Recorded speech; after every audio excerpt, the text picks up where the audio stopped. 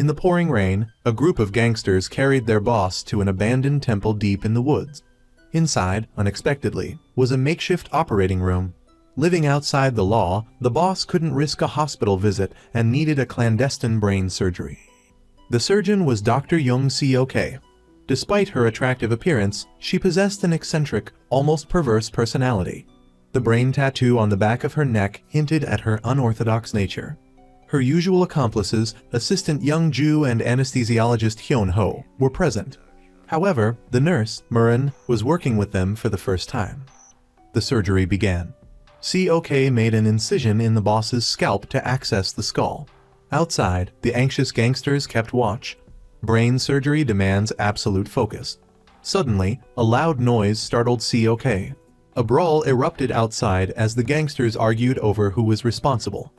Seok didn't speak. She closed her eyes and rolled her neck, a telltale sign that she was losing her patience. Hyun Ho, recognizing the sign, signaled Young Ju to restore order. Once the gangsters had been subdued, Seok opened her eyes and resumed sawing into the skull. After draining the excess blood, Seok instructed Hyun Ho to wake the patient. The male nurse protested vehemently, citing the danger. But this was Seok's high-risk, high-reward surgical style. To remove the tumor without damaging other areas, she needed the patient awake to monitor his responses. Hyun Ho reduced the anesthetic and increased the oxygen, bringing the boss back to consciousness. Seok chatted with him while using a stimulator to probe different areas of his brain, tracking his reactions to pinpoint the tumor's exact location. Meanwhile, Seok's mentor, Professor Choi Deok-hee, Korea's leading neurosurgeon, was performing his own brain surgery. During the procedure, an assistant noticed Professor Choi's eye twitching repeatedly. This brief lapse in concentration earned the assistant a furious dismissal. Professor Choi's surgery was a success. As he emerged, police officers were waiting to speak with him. They were investigating Chairman Min, a broker who arranged illegal surgeries. A raid on one of Min's facilities had uncovered a video that appeared to show brain surgery, but they needed Professor Choi's expertise to understand the procedure. Professor Choi's assistant, Yu Rang, declared the surgery in the video incredibly complex, impossible to perform in such a rudimentary operating room. Only Professor Choi could pull it off in Korea, implying the patient was likely dead. Professor Choi remained silent, promising to review the video. After the police left, the assistant suggested the hands in the video looked feminine, possibly Seok's. Annoyed, Professor Choi dismissed him, then immediately called his informant, demanding information on Chairman Min. The informant promised results within a week, but the professor stressed the urgency. The gangster boss's surgery was successful. Seok visited him, asking, "How many fingers am I holding up?" He simply thanked her instead of answering. Murin, gleeful, counted her payment, but her expression soured at the sight of only 5 million won. She confronted Seok. They weren't acquainted, but Murin had heard rumors about Seok and Professor Choi. Seok remained silent, a smirk playing on Murin's lips. Young Ju revealed that Murin was a nurse hired directly by the gang. Fired from a hospital for negligence, she had worked at a nursing home where she abused mute and paralyzed patients, leading to another dismissal. Illegal surgeries were her last resort. Young Ju was confident Murin wouldn't snitch. Murin entered the boss's room and injected him with something. She then rifled through Seok's bag, finding her business card. Seok ran a pharmacy. Her medical license had been revoked. Murin taunted Seok about Professor Choi again, but Seok ignored her. Entering the boss's room, she found him unconscious. Murin admitted to injecting him with a sedative. They needed privacy to talk. Murin complained about her paltry 5 million won payment, assuming Seok's fee was much higher. She demanded 2 million won every month from Seok, threatening to inform the police, "We're partners, aren't we? You should at least give me that much." Seok considered for a moment, then agreed. She needed a nurse, after all. Murin, however, clarified, "I won't be nursing anymore. 2 million is just hush money, for your own safety." Seok smirked. "Good point. Safety first. Give me your account information later." Her informant, whom we'll call the courier, provided it. Professor Choi met with Chairman Min after reviewing the video. Min denied involvement, claiming some Chinese men had sent him the video, asking him to identify the surgeon. He refused, as brain surgery wasn't his specialty. Professor Choi requested the full video to see if the surgery was successful, but Min claimed he only received that short clip. Knowing who the surgeon was, Professor Choi decided to confront her directly. The courier, overhearing this, began to suspect who the surgeon was. "Is it that girl?" That evening, Professor Choi had dinner with a detective and his wife. An old acquaintance continuously praised the professor's past, recalling his rise from poverty to become the top medical student. When the acquaintance mentioned the brain surgery video, Professor Choi suddenly feigned a severe headache, excusing himself to the restroom to apply a pain patch. Back at the abandoned temple, the gangsters cleaned up, burning the accumulated trash in a pit to eliminate any trace of their presence. Young-ju and COK collected the medical equipment. The boss recovered quickly and was ready to be discharged. He expressed his gratitude, offering to help COK with any future problems. She smiled and replied, "We have to take care of our own problems." The gangsters escorted their boss home. Hyun-ho would accompany him for a week to monitor his recovery. COK told Murin she could leave once the cleanup was finished. Murin, anticipating her payment, waited eagerly. That evening, unable to find her water bottle, and accustomed to snooping, she opened COK's backpack and chugged the contents. Young-ju retrieved a cooler for COK. He found her standing pensively before the Buddha statue. She emphasized the cooler's importance, urging him to deliver it to Hyun-ho immediately without opening it, lest it get contaminated. Only one blonde gangster remained. COK suggested he go to town for a sauna and return in the morning to finish cleaning. He agreed and left. Now, only COK and the unconscious Murin remained. Halfway to his destination, Young-ju, recalling COK's demeanor, pulled over and opened the cooler. Inside were only popsicles. Worried, he immediately turned back towards the temple. Murin awoke to find her backpack missing. Panicked, she searched frantically, finally locating it in the operating room. As she gleefully recounted her money, COK strangled her from behind, tightening the ligature with a chilling giggle, leaving no chance for resistance. Her sadistic nature was truly disturbing. When Young-ju arrived, COK was finished. Calmly, she placed Murin's payment envelope into the temple donation box. "Shame I sent you away. You have a shovel in your trunk, right?" The next morning, back home, a shaken Young-ju stared at the dirt-covered shovel. Seeing the cheerful doctor playing with her dogs, no one would suspect she was a cold-blooded killer. Learning that COK kept 3 notoriously aggressive Ryler dogs, Professor Choi remarked, "Her dogs are just like her." The courier observed the similarities between Professor Choi and COK, including their shared madness. "Perhaps all geniuses are like that. You both wish to die in the operating room, don't you?" On days without clandestine surgeries, COK worked as a pharmacist. An elderly woman inquired about her recent absence. COK replied, "Some despicable wretch tried to extort me, as if I owed her something. So many fools in this world." "What did you do?" "I choked the life out of her to shut her up." Leaving her pharmacy, COK noticed a man staring at her from the restaurant across the street. He had a thuggish appearance and wore an ankle monitor. Seeing a police patrol car, he ducked inside. The thug turned out to be the brother of Mary, the restaurant owner. Young-ju asked why he was staring at COK. He nonchalantly replied, "Probably because I'm handsome. It's a curse." "So, are you going to off him?" "Do you think I'm crazy?" "You are crazy. You tricked me into leaving so you could take care of that nurse." "That was self-defense. I saved a life, so another had to be taken. It's good for the planet." Just then, Professor Choi called, saying he was almost at her house. Memories from that year flooded back. Professor Choi had kicked COK out of the operating room for some mistake. Stubbornly refusing to leave, she was forcibly removed by his order. COK went ballistic, screaming, determined to finish her surgery. Seeing Professor Choi walk away coldly, she chased after him and restrained him with an Roman 4 line. People frantically intervened, and the professor slapped her hard across the face. "Your impulsiveness is your problem," he'd yelled. Yet, COK spat at him. The professor slapped her again. "Listen here, young COK, you will never set foot in another operating room for as long as you live."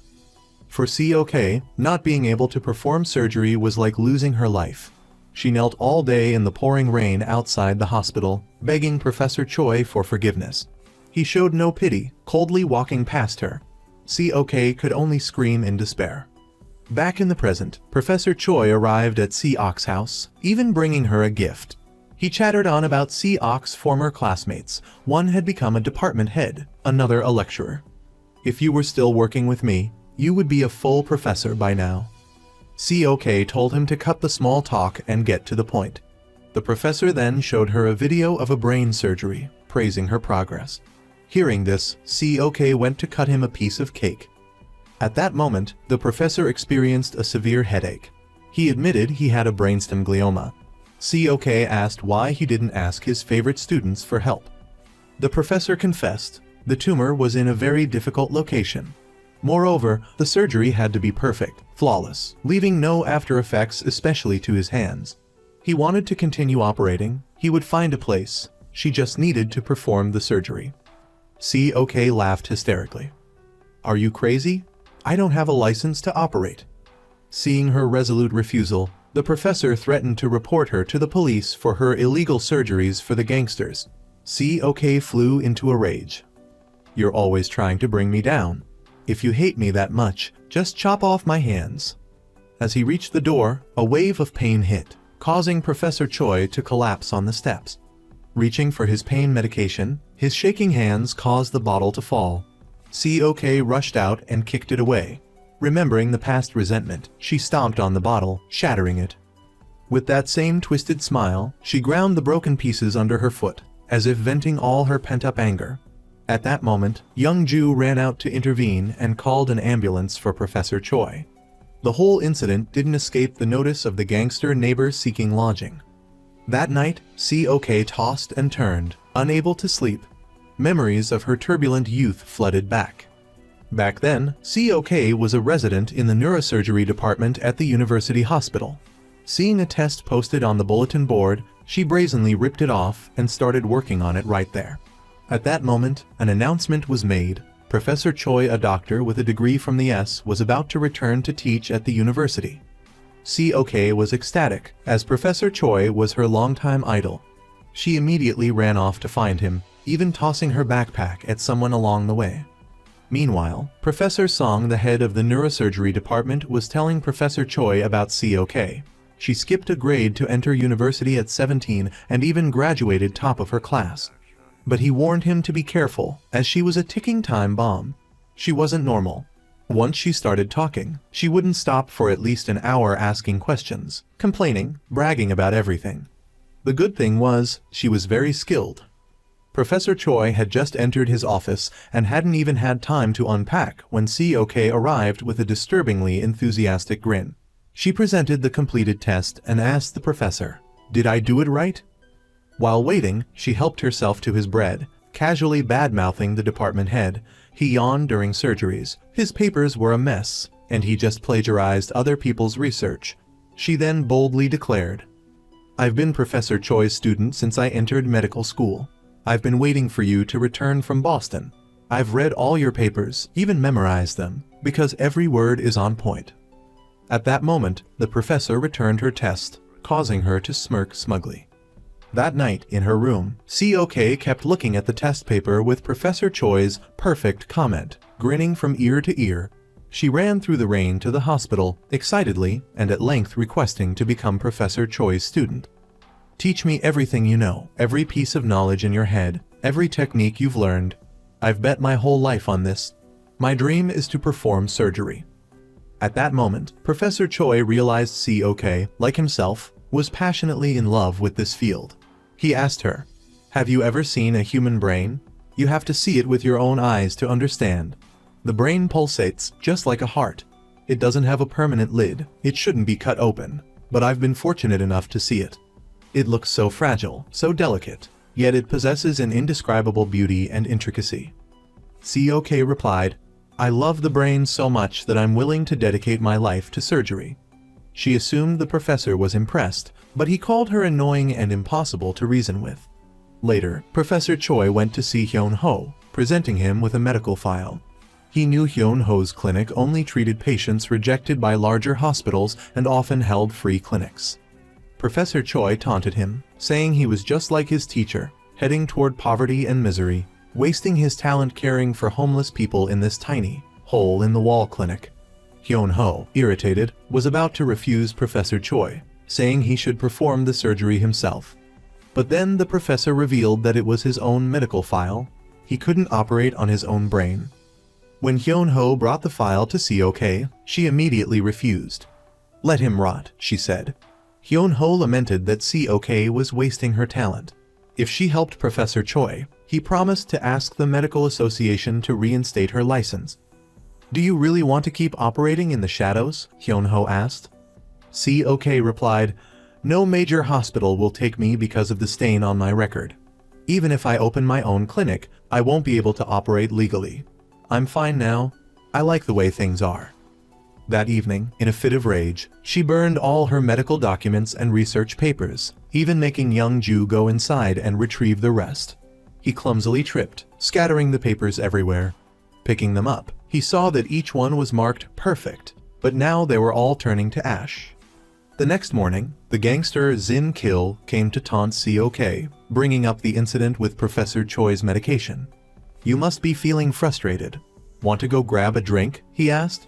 Thankfully, Seok's employee appeared, and he left. Later, Seok saw him assaulting his girlfriend. This wasn't the first time, it was a regular occurrence. Seok invited the woman to the restaurant. "Maybe he'll stop," she said. It worked.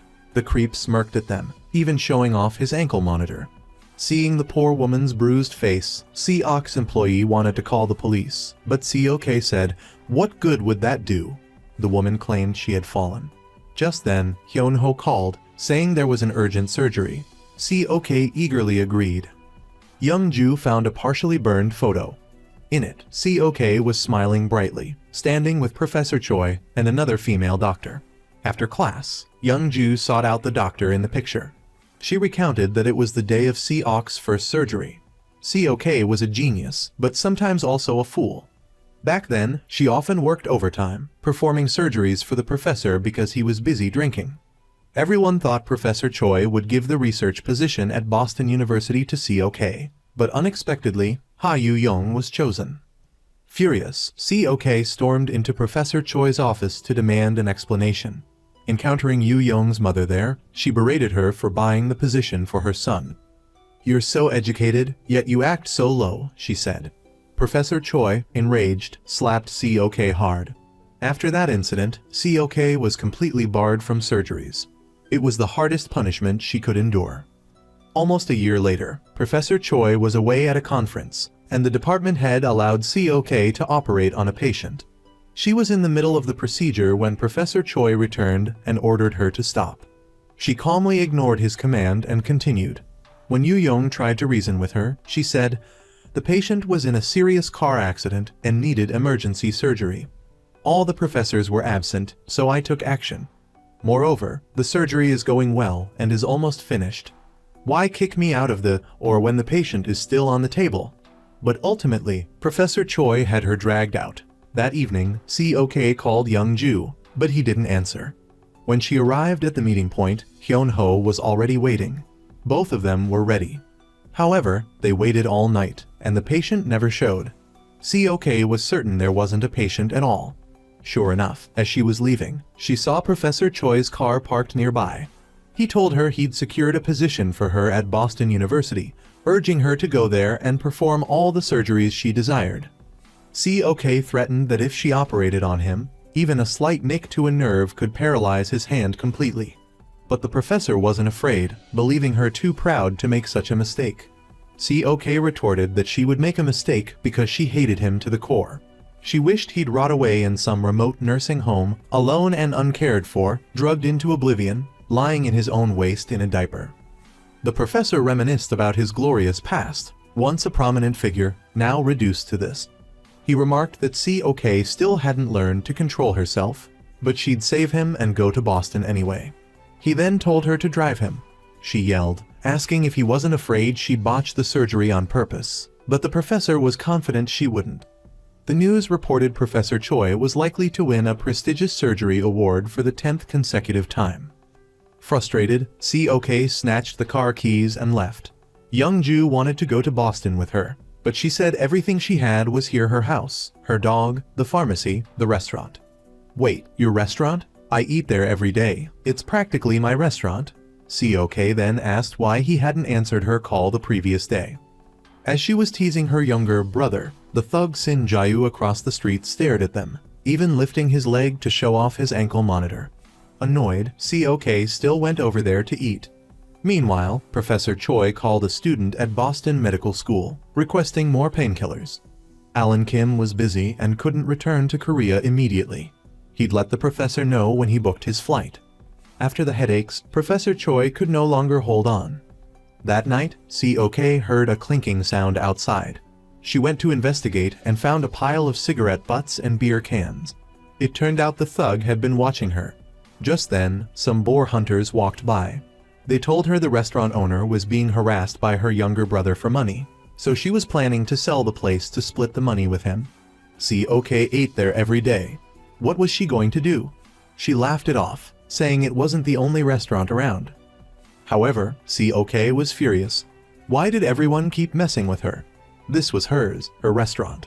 She wanted to make him disappear. Young-ju frantically dissuaded her, saying he had exams that week and couldn't help her. Hearing this, Seok relented. The next day, she saw the restaurant owner with a bruised face. The thug leered at Seok, showing off his ankle, now free of the monitor. But he had no idea who was more twisted. Seok pretended to forget her umbrella, and, as expected, he followed her, inviting her to Seoul for drinks, saying they were a good match. Seok cheerfully agreed to celebrate his freedom from the ankle monitor the next day. The following day, she laced a juice bottle with sleeping pills and drove Sin Jayu out. He unsuspectingly chugged the juice, praising its refreshing taste. Seok waited for Sin Jayu to pass out. Soon, the thug was deeply asleep. He woke up bound and gagged on a large plastic sheet. He panicked and screamed, but the gag muffled his cries. Seok smiled reassuringly. "It's okay, Ken-chan," she said, then pulled out a knife. Blood splattered as she continued to smile her familiar, unsettling smile. Within moments, the thug was dead. Young-ju was studying at the library when Seok called. He was immediately horrified. She had killed the thug. Seok told him to go home and clean up. She drove the body to a deserted forest, turned on some music, and began digging. Young-ju raced home and grabbed cleaning supplies. Inside, he found the thug's clothes and wallet wrapped in plastic. He took them outside and burned them to destroy the evidence. Back inside, he sprayed luminol and turned off the lights, revealing a ghastly green glow. Blood splatter everywhere. He frantically scrubbed the evidence away with specialized cleaner. Just then, a police patrol car passed by, noticing the burning barrel in the dead of night. Suspicious, the officer went to investigate. Luckily, Young-ju saw him and held his breath, hiding inside. By now, Seok had dug a large hole. As she was heaving the body out of the car, a flashlight beam suddenly appeared in the distance. She quickly turned off her lights and hid behind the car. Moments later, the mysterious figure arrived and discovered Sin Jayu's body. As they approached, Seok prepared to attack, but the flashlight blinded her. When she could see again, Seok was stunned to find the mysterious person was none other than Professor Choi. Rewinding a few years, before their falling out, Seok had seen Professor Choi warmly greeting an older man. Her friend Yu Yong explained he was the professor's classmate from Los Angeles. Professor Kim Myung-jin had also brought his son, Kai Young, to introduce to Professor Choi. It was the first time Seok had seen Professor Choi so happy. The Boston research position hadn't been announced yet, but Seok was confident she'd get it. Yu Yong was surprised to see Professor Choi's lamp in Seok's dorm room. She nonchalantly claimed, "I asked him for it," smugly enjoying the professor's favoritism. But something about the professor's closeness with Professor Kim felt suspicious to Seok. It turned out Professor Kim was there to ask Professor Choi to operate on him. Nurse Na said Professor Choi was very worried about this surgery because the patient was a friend. Seok was shocked to learn the professor hadn't chosen her to assist in the surgery, opting for Yu Yong instead. The next day, she dismissed Yu Yong, claiming he suddenly had a stomachache, and took his place. When Professor Choi asked for the scalpel, Seok accidentally cut his hand. The professor looked at her with a puzzled expression, but he had to attend to his injury. COK confidently declared, "I'll take care of the rest." The surgery was a success. Professor Choi knew COK hadn't acted accidentally. She calmly confessed, "A botched surgery wouldn't look good on your record, Professor Choi. We both know what the other is thinking. I knew you were going to sabotage the surgery discreetly. That's why you chose Yu Yong over me, isn't it? You hate him, don't you? You looked so tense, very unnatural." Professor Choi didn't reply, but when he stopped her from following him, she knew he was furious. It's safe to say COK was immune to consequences before daring to confront him like that. Back in the present, COK recognized Professor Choi. She scoffed and brushed past him to drag the body into the hole. The professor asked, "What if you get caught? She'd spend her life in prison." COK replied, "My life's been a mess for a long time. At worst, I'll just log out. Who cares about prison?" The professor continued to urge COK to go to Boston and start over, but she'd rather die than operate on him. She even challenged him to call the police. The professor still needed her to operate on him, so he couldn't do that. Just then, Miss Law unexpectedly called. She had waited by the car for too long and, not seeing Professor Choi return, had gone looking for him. The professor stammered, trying to mislead her, "Miss Law, go towards the village." But she asked, what was COK doing just now? The professor had to make up a story about COK burying her dog. Finally, he managed to leave. COK resumed burying the body. The next day, the police arrived at the restaurant to investigate Sin Jayu's disappearance. COK and Young Ju happened to be eating there. The police didn't yet know Sin Jayu was dead, only that he was off his ankle monitor and might be causing trouble again. COK calmly said she hadn't seen him since yesterday. When the police left, COK remarked, "The owner won't be selling the restaurant after all. I can still eat here every day." What a perfect, unexpected ending. The waitress then informed them that some people were looking for them. It was the Ministry of Health, investigating COK's pharmacy. Hyun Ho's clinic was also being investigated. It had to be Professor Choi's doing. Hyun Ho decided to suspend the illegal surgeries until things calmed down.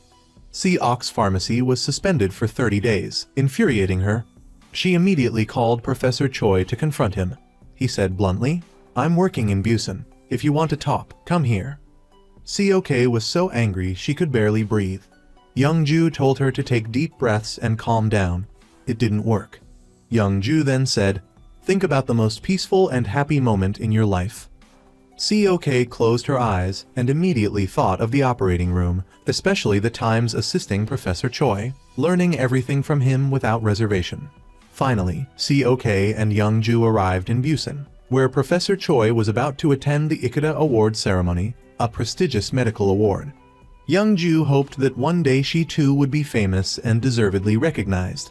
But she said, "My life is over. Why do you care so much? Do you like me?" COK replied, "Of course I like you. You're mine. I belong to you, like a cell phone, right?"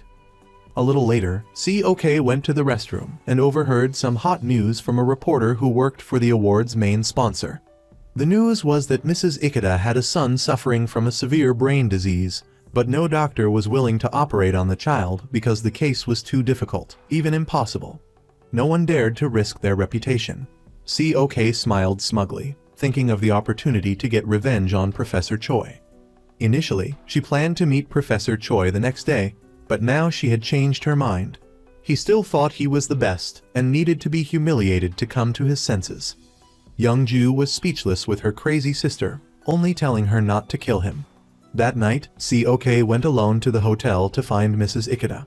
Fortunately, Mrs. Ikada recognized COK, having met her once in Tokyo when Professor Choi introduced them. COK plugged a USB drive into the TV to show her the surgery for a brainstem glioma, which she herself had performed. 9 university hospitals had refused to perform this surgery. The reason was that the child also had hemophilia, the same condition as Mrs. Ikada's son. Performing such a complex surgery on a hemophiliac patient was a huge gamble, so no doctor dared to take it on. COK explained each step of her plan in detail. If the boy bled during the tumor removal, the surgery would become a race against time. She then let Mrs. Ikada watch the recording of her previous surgery. A total of 5 minutes and 23 seconds. The child had held on and survived. Cutting even a small blood vessel during the operation would have caused the child to bleed out and die. However, COK hadn't made a single mistake. Mrs. Ikada was still worried because her son was younger than that child, afraid he wouldn't be able to hold on. But COK assured her that she could complete it within 4 hours. Her condition was that Professor Choi had to suffer and be humiliated. Hearing this, Mrs. Ikada immediately opened the door to show her out. The next morning, COK still came to ask if she had changed her mind. Mrs. Ikada remained adamant in her refusal, wanting to maintain the fairness of the award and calling her a despicable person who caused destruction. Why should she entrust her son's life to her? Immediately after, COK saw Mrs. Ikada warmly greeting Professor Choi. She was furious but couldn't do anything. At this moment, Yu Young happened to see COK and chased after her, asking what she was doing here. Did she want to cause trouble? COK didn't bother to say anything but drove away. Meanwhile, Dr. Alan Kim at Boston University was carefully reviewing the video Professor Choi had sent. It was the unbelievably perfect surgery performed by COK. Professor Choi called, urging Alan Kim to return home to participate in his own surgery. Kim said, "If I get to collaborate with her, I accept."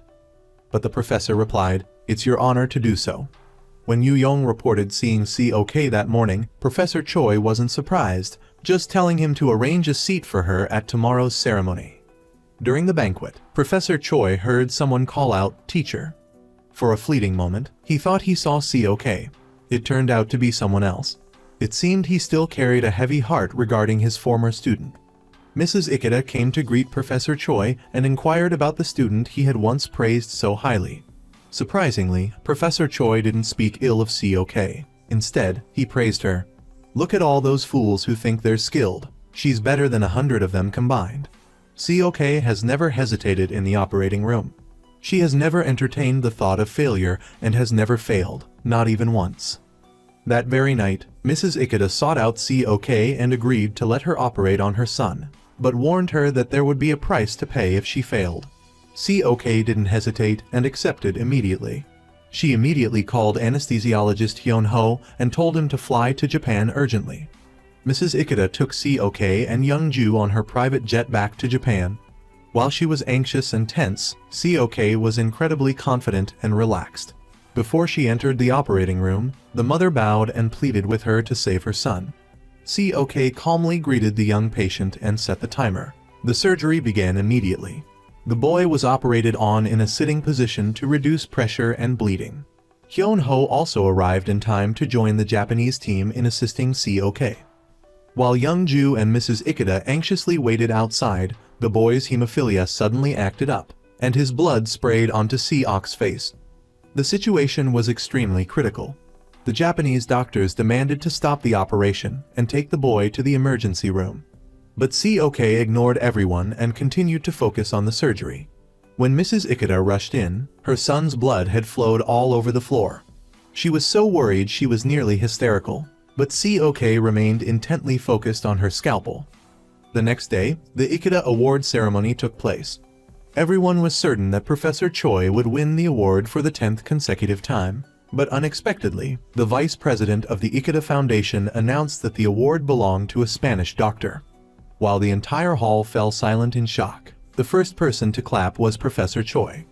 At that moment, Mrs. Ikada appeared, looked at Professor Choi, and then directed his gaze towards COK on the other side of the auditorium. "I won, didn't I?" she said. Professor Choi maintained a cold, emotionless expression. Hyun Ho reported that the boy was doing very well. Exultant and triumphant for having gotten her revenge on Professor Choi, COK coincidentally ran into Kim Kai-young, Professor Kim's son. COK inquired about Mr. Kim, and Kai-young replied, "After that surgery, my father recovered very well." Who would have thought that one day, Kai-young would come home to find his father gone? Then, his father called, saying he wanted to live alone, freely and independently. From that day on, he vanished without a trace. The police believed he had simply abandoned the family, but Kai-young didn't think so. Two detectives had discovered the site of an illegal surgery. They immediately called Professor Choi for assistance in examining the scene. As it turned out, Professor Choi wasn't surprised at all about not winning the award that night. Mrs. Ikada had revealed Seok's offer to him. She wanted to agree, but hesitated because she wasn't fully confident in Seok's abilities. Unexpectedly, Professor Choi stood up for Seok, hoping Mrs. Ikada would give her a chance. That night, Seok met with Professor Choi to recount her accomplishment. He said she did well, but was still not as good as he was in his youth. Seok then asked about Professor Kim's disappearance, not allowing Professor Choi to explain. Seok asked, "You killed him, didn't you?" "Friend, my foot. You decided to block me from going to Boston to punish me for saving a patient you wanted to get rid of. Isn't that right? You started hating me from that moment on, thinking I was so pathetic." Professor Choi said nothing and just drove away. Immediately afterward, Professor Choi and two detectives went to the temple where Seok had once performed surgery on a mob boss. Police officers and police dogs were conducting a search of the place. Detective Jang revealed that Chairman Min was the one who tipped off the police. He also said it was a brain surgery case, which is why Detective Jang needed Professor Choi to find the operating room. Professor Choi imagined his former student, Seok. He tried to distract Detective Jang. "There's no electricity here. Even Hua Chuo Reborn couldn't perform surgery here." Suddenly, Detective Yang was called outside by his subordinate. The police dogs had discovered a body buried nearby. It was none other than the lowly nurse that Seok had chained up. Going back to the past, before Professor Kim's disappearance. One day, Seok suddenly called in sick. Professor Choi was very surprised because there was an important surgery scheduled for that day. Normally, she would never miss it. Seok wasn't at her dorm either. Yu Yong said that yesterday, she mentioned going home to get some winter clothes. Professor Choi then told him to drive him to Seok's house. She answered the door with a bruised face, as if she had been beaten. Professor Choi immediately noticed a pile of books stacked in front of the storeroom door. Yu Yong said that an old woman she was close to rented this house to Seok at a low price, and that they weren't related or anything. An old woman she was close to? That's odd, Yu Yong asked. What happened to your face? But Seok gave a vague answer and invited them in for coffee.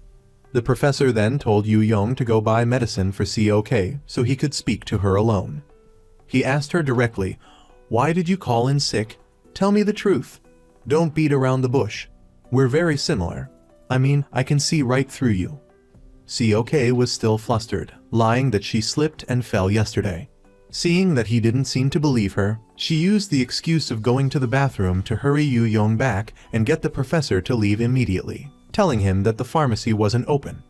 "Get back here." Hearing how desperate she was, Yu Yong had no choice but to comply. When he came back, Professor Choi was gone. Seok frantically ran to the storeroom, but it was too late. The professor had discovered the body she was hiding there. She still shamelessly continued, "How did this person get here? I don't know who he is." But then Seok, with tears welling up, recounted the truth. Yesterday, while walking home from the bus stop, she had just opened the door when he attacked her from behind. She bit the rapist's hand and pulled out a switchblade, stabbing him straight in the neck. It was self-defense. "What are you going to do?" "Tonight, I'll bury him in the woods. Can you handle it yourself?" Professor Choi only asked that and left immediately, as if it were no big deal. Seok was shocked, and it took her a moment to understand. She quickly chased after Professor Choi. "Is something wrong?" "Nothing. I'll see you tomorrow." Back in the present, after the discovery of Nurse Milan's body, the police immediately conducted a large-scale search around the temple to gather more evidence. Unexpectedly, Seok not only wasn't scared, but even came to spectate the crime, returning to the scene of the crime. Only poor Youngju was very scared but couldn't do anything. Also, it was noticeable that her nostrils were flaring as if she was holding back a laugh. "Why are you like a pervert? This is really interesting, isn't it? Does it make you happy, like you have a sense of superiority, as if you are an important character?" "Do you think I'm crazy?" She was very confident that she had erased all traces. Just then, she saw Professor Choi, and Seok's face changed. In the burned supply pit, Detective Jang discovered a bottle of mannitol, used to remove excess water from the body, which could be used in brain surgery. The police spread out to search everywhere and discovered Milan's purse. At that moment, Yu Yong brought the computer to Professor Choi. As they turned around, they saw COK playing with a small dog. It turned out she had introduced herself as Professor Choi's student, came here to support her, and even bragged to Fan CH that she raised several Rottweilers, making it easy for her to get along with dogs. Professor Choi was furious, pulled her aside to talk. He told her she shouldn't be here, while COK thought he wanted revenge for the Ikada Award incident or was threatening and forcing her to operate on him. Professor, in a fit of anger, called COK a pathetic idiot who went around killing people. COK retorted, "What about you sending Professor Kim away? We're not so different." She added, "Right now, I have plenty of free time. When I find his body, I'll call you." COK brushed past Inspector Jiang, who immediately recognized her as the one who had caused trouble for Professor Choi. "What's she doing here? I have no idea," he wondered. Young Ju tried to dissuade her, but COK insisted that Professor Kim had been taken out by Professor Choi. Today, she was scheduled to meet his son to investigate together. Young Ju, annoyed, said she wouldn't go and would stay here praying for her to come to her senses. Kai Young revealed that someone had said they saw his father in a mental hospital. The problem was that this hospital was now closed due to a scandal involving mistreatment of patients. While talking, COK noticed that Kai Young's hands had many scars, as if he wanted to end his own life. Meanwhile, Inspector Lee Wan announced that the forensic team had found animal hair on Nurse Murin's sweater. Specific results would have to wait for the lab to report. COK and Kai Young went to the closed mental hospital. It turned out the person who had informed Kai Young used to work as a security guard at the hospital. At that time, he saw Kai Young's missing person ad and sent him an email. For some reason, Kai Young was only just now looking for him. He confirmed that the person in the picture had been in Ward 401 under the name Lee. The problem was that it was very difficult to verify whether the person he saw was indeed Professor Kim. After the hospital closed, no one knew where the patients went. But he mentioned that the person had a scar on his head from some kind of surgery. He accidentally saw it when he was getting a haircut. Looking at the drawing he made, it was indeed a scar from brain surgery. The two immediately asked to enter the hospital to investigate. While waiting for him to find the keys, Kai Young seemed strangely emotional and had to make an excuse to go to the restroom to regain his composure. When COK asked if anyone had ever visited Lee, the security guard said that a woman with gray hair would visit, pushing him around in a wheelchair. COK excitedly took out a picture of Professor Choi, but the guard couldn't confirm it. Meanwhile, Professor Choi already knew that COK had met Kai Young because he had his assistant, La, follow COK. La commented that the professor and COK were very similar, but he insisted that their natures were very different.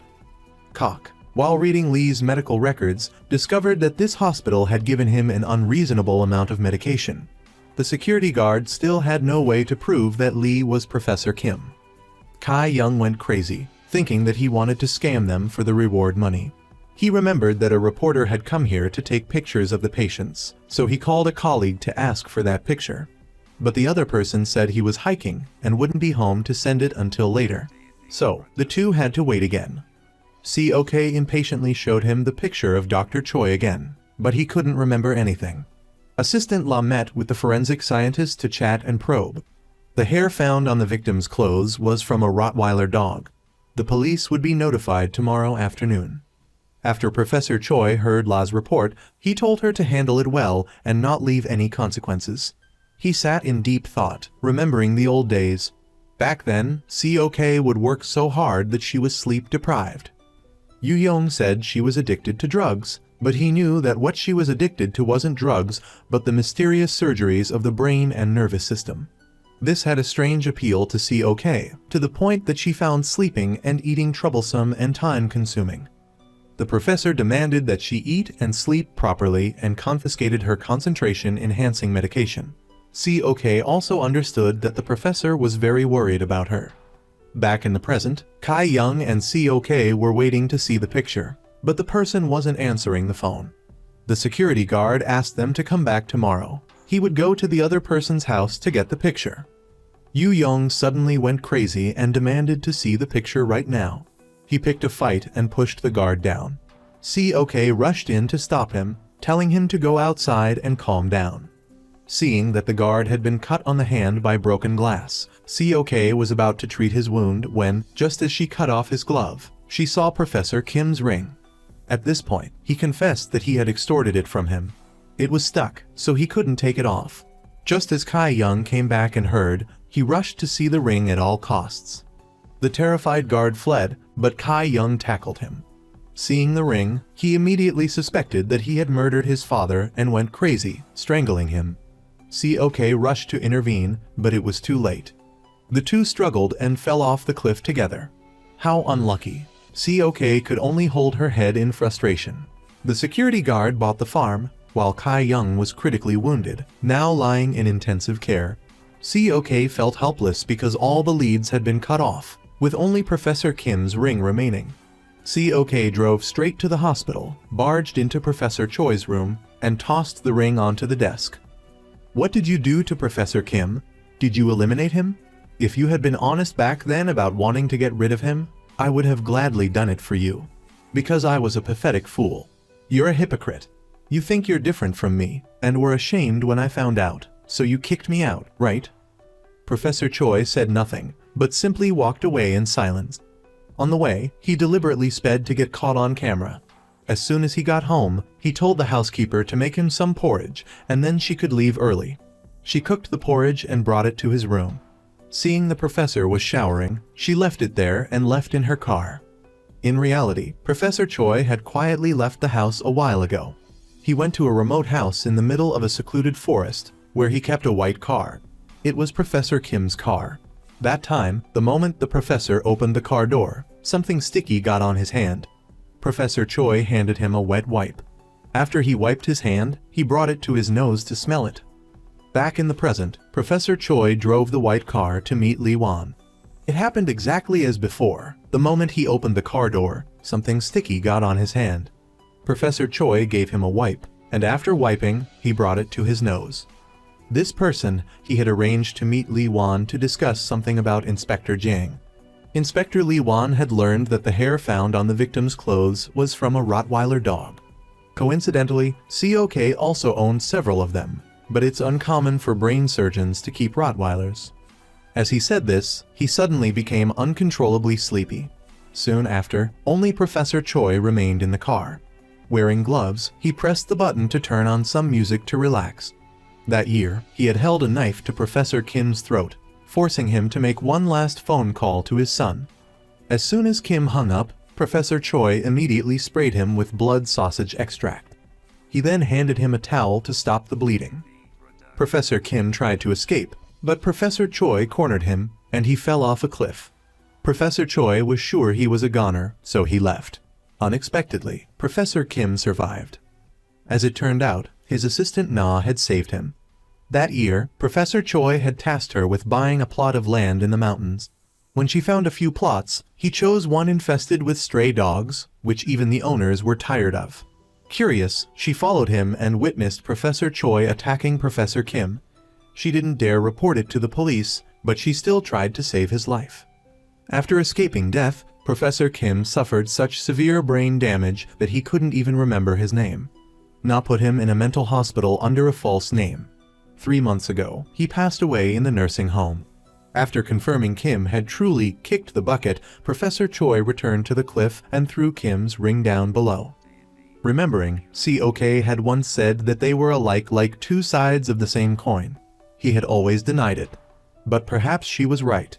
Truly, all the leads had been cut off. Choi was frustrated and went wild boar hunting for 2 days and 2 nights, without eating or sleeping. Young Ju worriedly advised her to rest. Whatever it is, tell me everything. Unexpectedly, Choi snapped at him and told him to leave her alone. Pity the wild boars she vented her anger on. When Professor Choi went to the hospital to visit Kai Young, the doctor reported his condition wasn't so good. As he was leaving, he ran into Choi. She asked, "Are you planning to send Kai Young after his father too?" The professor said, "He's in that state because you stuck your nose where it doesn't belong." He revealed, "The police found dog hair on the nurse's clothes. We're in the same boat, right?" COK said she wouldn't report Professor Kim's case to the police and acknowledged that Professor Choi used to be a great teacher, but she still refused to operate on him.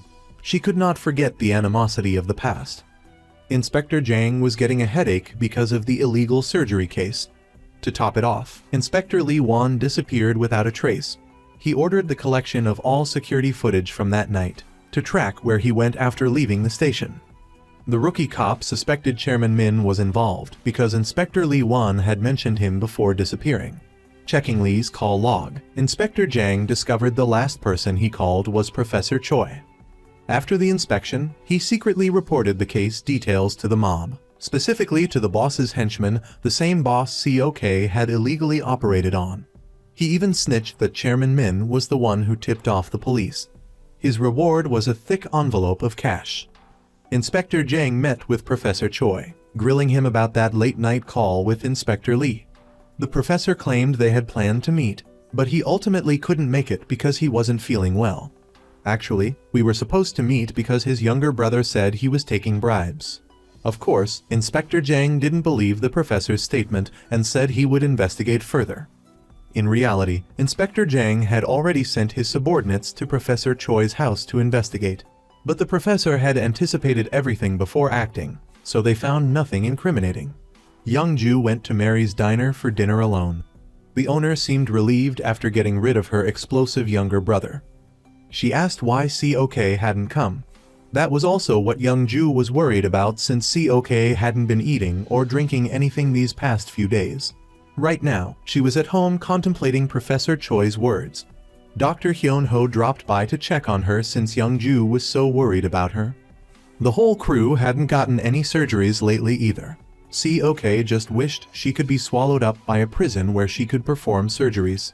Eat, sleep, and operate all day long. She'd even take a life sentence for that.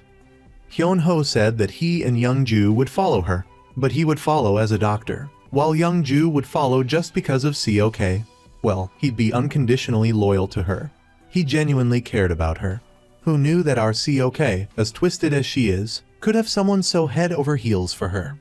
COK remembered when she first met Young-ju through Hyun-ho. Back then, this dorky guy had a malignant brain tumor. Surprisingly, he didn't want surgery, even though COK was willing to do it for free. She immediately guessed that he was afraid of being cut open and just wanted to pass away peacefully. But there was no such thing as a peaceful passing. As the tumor grew, he'd have splitting headaches every day, not to mention vomiting. It would be a slow and painful death. But if he happened to die during surgery, it'd only be a second, falling asleep and never waking up. If he wanted to go peacefully, this was the better way. Hearing that, Young-ju agreed to let COK operate on him. Of course, the surgery was a success, which is why Young-ju is still alive today. COK made the kid sing a song to thank her, but he just stared blankly. Back in the present, Young-ju was cleaning up the pharmacy when the mob showed up. You could tell by their attitude that they weren't up to anything good. The next day, COK noticed Young-ju wasn't home. When she called him, he said he was at school. COK went to the school but couldn't find him. Then Young-ju said he was at the movies with friends. Turns out he had been kidnapped and beaten by the mob. The guy asked Young-ju if he had taken out the little nurse, or if only the two of you were there that day, the boss and you. At first, Young-ju stubbornly refused to say anything. But when he threatened to bring COK in for questioning, he decided to take the blame for her. Having received Min Hyun-ju's phone number from a confidential source, Inspector Jang immediately called him to arrange a meeting. After speaking with the inspector, Min Hyun-ju called Professor Choi, threatening to reveal COK's illegal surgery. Panicked, the professor called Inspector Jang to meet right away, but the inspector refused because he already had an appointment with someone else. He seemed to be starting to suspect Professor Choi. That night, Min Hyun-ju brought his henchman to meet with Professor Choi. He planned to hide out temporarily in this luxurious apartment. Min Hyun-ju already knew that Hyun-ho and COK were performing illegal surgeries, but he hadn't reported it to the police yet. He wanted to wait and see which side would offer more attractive terms. When he asked if the professor had eliminated COK yet, Professor Choi lost it and just wanted to off him right away. But that was just in his imagination. Min Hyun-ju had made an appointment with Inspector Jang but didn't show up, only dropping vague hints with him.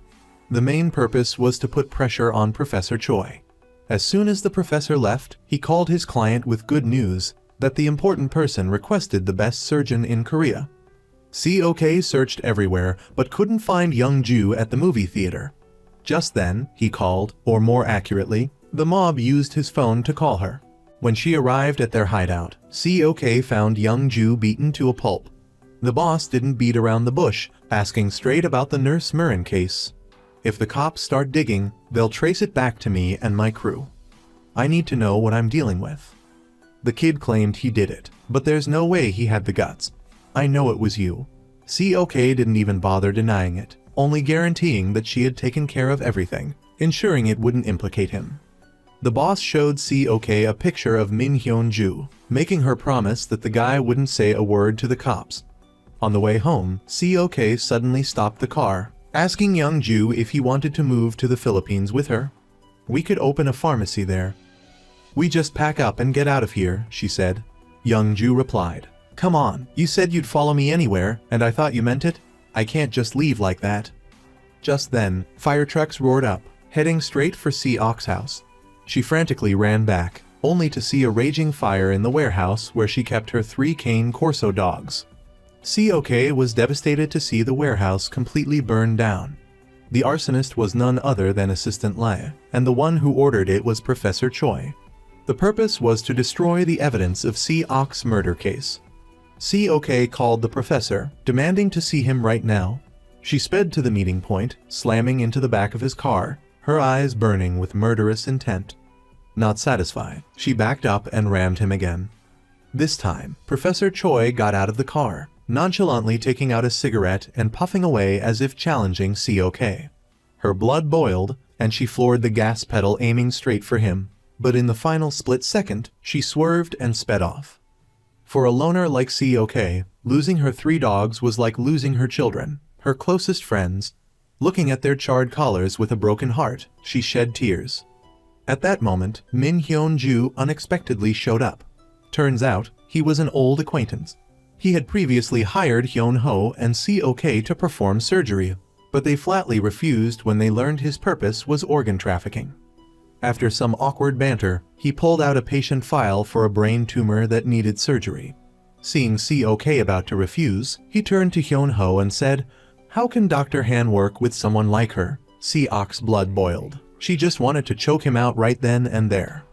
Like master, like student, Min Hyun-ju casually mentioned that she still owed him 120 million won, including principal and interest. At this point, she couldn't refuse anymore. COK and her crew were taken by the gang to an extremely luxurious ship. The patient must be a very wealthy and powerful person. Word was that the surgery would require 2 doctors. Just then, the second doctor appeared, getting out of a car and walking towards COK. Who else but Professor Choi? COK glared at him as if she wanted to eat him alive. Rewinding to the time when Professor Choi first returned to the country, the department head often told him about the troublesome student COK. The orphan girl arrived at the entrance ceremony with nothing but a backpack, accompanied by a social worker. However, Professor Choi felt sympathy because he had also been a poor student, while his friends were all driving luxury cars and wearing designer clothes. The department said COK had mental issues, exploiting her top-of-the-class academic record to demand all kinds of scholarships and grants. Once, gangsters stormed into the classroom to demand money from COK. Turns out, she was desperate and had taken out a high-interest loan. He said, "If you need money, you have to get a part-time job. But you said you didn't have time for that. You only have time to study. You want to learn everything." The department head gave Professor Choi COK's residency application form. "Just read it and you'll see why I hate that girl so much." Professor Choi still kept that form carefully to this day, occasionally taking it out to reread it. Back in the present, COK was furious with Min Hyun-ju. "Out of all the people, why did you choose Professor Choi to do the surgery with me?" He explained that the patient requested the best doctor in Korea. Professor Choi will be the chief surgeon, and she should shut up. Young-ju was stunned to see the operating room with state-of-the-art equipment no different from a top hospital. He was worried because COK wasn't going to be the lead surgeon, afraid she would go crazy on Professor Choi during the operation. At this moment, the ship waiting for the surgical team had already set sail. On the deck, COK, with tears in her eyes, tossed her 3 dogs' collars into the sea. Seeing Professor Choi approach, she asked, "Why are you here? It's not like you're short on money." He replied, "I was curious. I wanted to witness your life of crime." "Are you still mad about the dogs?" "You made a mistake, so I had to clean up your mess. You should be grateful. I could have hidden them." "Why did you burn them alive like that? They were just dogs." Upon hearing that, COK immediately flew into a rage, beating him relentlessly with her umbrella as if to avenge her beloved pets. Fortunately, Young-ju and Hyun-ho intervened, otherwise Professor Choi might have met his end. COK went to her room, still unable to calm down. Young-ju stood outside begging, to no avail. Min Hyun-ju, knowing what had happened, reminded him to control COK. "If she messes up the surgery, none of us will leave this ship alive." Professor Choi wondered why Hyun-ho was working with COK. She has serious psychological issues. "Tell him to stop bullying COK. I was just assaulted, you know?" Hyun-ho had found a skilled doctor to perform brain surgery on Professor Choi, but he insisted on having COK do it because she was the best. "I trained her. All her skills and knowledge come from me. I'm not bullying her. She owes me everything and refuses to repay me. The people you teach don't owe you anything." Just then, Alan Kim had returned to the country. She drove to the airport to pick him up and took him to Professor Choi's villa. Kim wanted to talk to the professor, but she said, "He's currently in a place where he can't answer the phone." The next morning, Min Hyun-ju took the professor to meet the patient, an old man named Kim, the leader of some religious sect. He instructed Professor Choi to save his life no matter what. He was ill but didn't dare go to a hospital because he had told his followers he was immortal. And he had the nerve to tell Professor Choi he needed enough faith to join his sect. Young-ju brought COK bread, but she didn't want to eat. Hyun-ho mentioning Professor Choi only made her angrier. To make matters worse, Min Hyun-ju showed up to stop her from hitting her teacher like that. COK wondered why they were performing surgery at night, which was tiring. He explained that it was the patient's request. He wanted to feel like he was sleeping during the surgery. The customer is always right, and that's when Hyun-ho revealed that the patient was cult leader Kim. Upon hearing that, COK showed clear disgust towards his sect. With over 200,000 followers, no wonder he had the money to charter an entire ship for surgery. Young-ju worried that if he made a mistake assisting in surgery for the first time, they would take his life. COK said, "Professor Choi's hands are shaking a lot. I'll be busy with the endoscopy, so keep an eye on him." But if it's that serious, shouldn't he have said something? He has a huge ego. He only cares about himself. Meanwhile, the investigation team was being scolded by their boss because their colleague had been missing for 2 weeks with no leads. Min Hyun-ju had also disappeared. Inspector Jang asked for 1 more week to investigate. The team immediately went to arrest the smuggling boss, the same one who had provided Min Hyun-ju's phone number. Professor Choi took out his last vial of pain medication and injected it into his arm. "This is the only way I can perform the surgery." Then, cult leader Kim was taken to the operating room where COK and the others were waiting. Min Hyun-ju introduced COK as Professor Choi's most outstanding student. The cult leader complained that she was too young, just a kid. COK immediately retaliated, saying he was too old, afraid he wouldn't have the strength for the surgery. He then demanded that she explain what she would be doing in his head. Of course, this is no problem for COK. "Your tumor is in a very difficult location. Dr. Choi will approach it from above, and I'll go in endoscopically through the sinus passages. We will remove it from both sides." COK was still worried about Professor Choi's shaking hands. "If you have any problems during the surgery, switch places with me." But the professor was very stubborn, insisting on performing the main surgery himself. While COK was cutting away the tumor, he ordered her to remove more. She stubbornly refused, but he was too insistent, so in the end, she had to comply. At the same time, Inspector Jang was interrogating the smuggling boss. It turned out he had once tried to smuggle Min Hyun-ju to China, but it failed because they ran into the Coast Guard patrol that day. Inspector Jang had promised to let him off the hook if he provided Min Hyun-ju's phone number, but now, desperate, he was ready to break his word. The guy had no choice but to call Min Hyun-ju. When Min Hyun-ju heard Inspector Jang's voice, he tried to hang up, but Jang threatened to frame him for the murder of Inspector Lee. During the tumor removal, Professor Choi's hand trembled, causing the patient to bleed. COK anxiously asked if they needed to switch places, but he just closed his eyes to rest for a moment before continuing. Young-ju, assisting in surgery for the first time, was clumsy, irritating COK. The professor then sarcastically asked her if she could concentrate. "You're too arrogant, which is why no one likes you. You're dangerously impulsive, and selfish and ungrateful too. So, who am I supposed to be grateful to? You may not be grateful to me, but I'm grateful to you. The times we've worked together have been the most fulfilling and enjoyable moments of my life. So I am very grateful to you, quite the contrary. I hope you believe that. I never thought teaching could be so rewarding until you came along." COK was moved, her eyes welling up with tears. Finally, the surgery was completed successfully, and Professor Choi let out a sigh of relief. COK stood there lost in thought for a moment, then ran to find him. But she was still shy and couldn't say anything, just saying, "If you have something to say, say it. It's not a secret that you hate me, is it?" "I don't hate you, quite the opposite. Even working at the same hospital as you, I felt that way. It was the happiest time of my life. I enjoyed working there more than anything, but now that I think about it, those days were sad for me, like torture. This is the last time we'll operate together, isn't it? Thank you for everything." Chuang came to visit Professor Choi, thinking he was sick, but instead, she found Alan Kim at his house. He mentioned that he was soon to collaborate with COK on a very difficult surgery. Looking at the scans, she realized Professor's illness was far too advanced. As always, Hyun-ho would stay to monitor the patient. COK seemed disappointed to learn that Professor Choi had left earlier, but the professor didn't go straight home. He told her to meet him at the pier. He took out COK's residency application from years ago, reread it, and then sent it to the department head. After that, he said, "You've hated me for a long time, haven't you? I knew that. But regardless, I had to become a neurosurgeon at all costs.